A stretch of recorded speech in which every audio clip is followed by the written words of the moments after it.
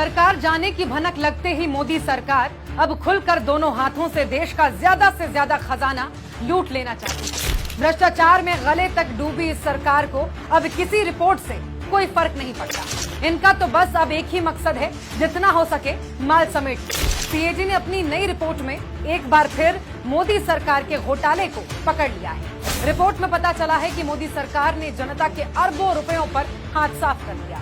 करोड़ों रुपयों का तो कोई हिसाब ही नहीं है, लेकिन मोदी सरकार का कोई क्या ही बिगाड़ सकता है। सीएजी की रिपोर्ट में कहा गया है कि केंद्र सरकार के खातों में भारी गड़बड़ है। ये गड़बड़ी लंबे समय से है और इसे दुरुस्त करने के लिए कोई प्रयास नहीं किया गया।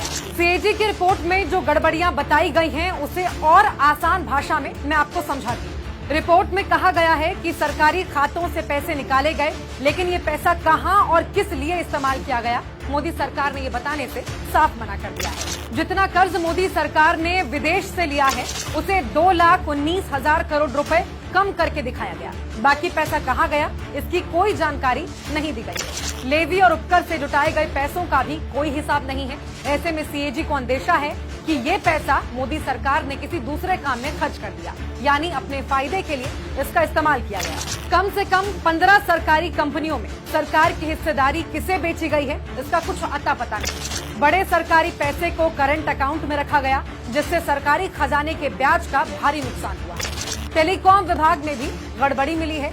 यहाँ करीब 2,500 करोड़ रुपए का भारी भरकम झोल नजर आ रहा है। हालात देख रहे हैं आप। जो कहते थे ना खाऊंगा न खाने दूंगा, आज आलम यह है कि खुला खाओ टब में नहाओ जैसा।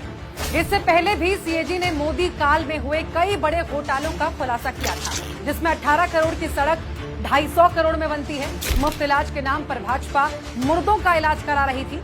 भगवान की नगरी में डेवलपमेंट के नाम पर 19 करोड़ से ज्यादा का घोटाला कर दिया।